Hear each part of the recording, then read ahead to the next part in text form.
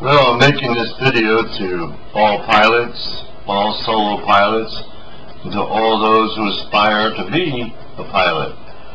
This is a story of my first solo, which occurred at Brown Field in 1979. And at the time I was working during the day and also going to the university and also taking flying lessons. I actually had two jobs. And I had 4 days on one job and 5 days on the other, and I worked it out so I would have a couple of days off a week so I could go flying. I was pretty industrious back there and had a lot of tenacity. Anyway, after about, 12 hours of instructors, and I had several different instructors, and I even changed flight schools because I didn't like the first flight school. Finally, the instructor said, "Well, I think you're ready, young man." And inside my head I'm going, "Oh no, you know." And so he says, "Taxi me over to the tower, and I'm going to go up in the tower, and you're going to do 3 takeoff and 3 landings." And inside my head it's screaming, "No!" you know. So anyway, I drop them off and go out on the runway and call in on a two-way radio there, and they give me clearance, and I take off. And as I'm going down the taxiway, I'm screaming out loud the knots that you're supposed to rotate, lift your nose off at. Let's see, it should be that way if you're flying that way. So I'm screaming, I think it was 60 knots. I'm not sure now, it's been a long time. That was back in 1979. And I haven't been up for about 10 years or more. I'm screaming, 60 knots! 60 knots an hour! 60 knots!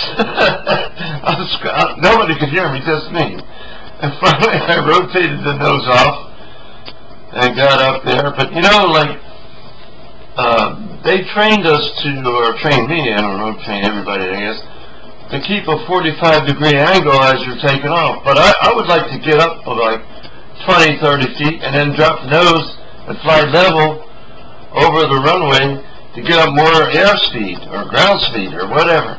Because I didn't feel that, you know, the airspeed that they had designated as you're going up at a 45, I thought that was too dangerous. I thought you might stall at that speed. Or I might. Anyway, so I took off and came around and, you know, set up with the final leg and all that, pulled the throttle back to 1500 RPM and did a controlled crash. That's what they call a landing.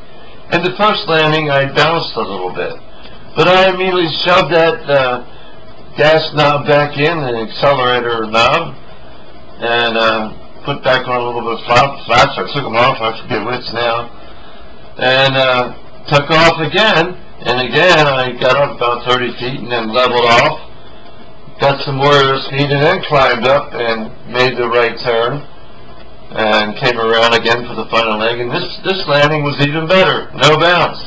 Did it again, went around and came back down. It was a perfect landing. And then the tower, I called the tower and said, "Okay, I'm going to come over to the tower." Instructor said, "Okay, pick me up." So I picked him up, and we taxied back over to the hangar where the flight school was, and I said, "Well, what do you think? How did I do? You know, as compared to, let's say, a Navy lieutenant who was just learning to fly." And he said, "You're the same. You're exactly the same as one of them." Well, that made me feel really good. So that's the story of my first solo. And to all you people out there who are about to solo, I say, good luck and hang in there.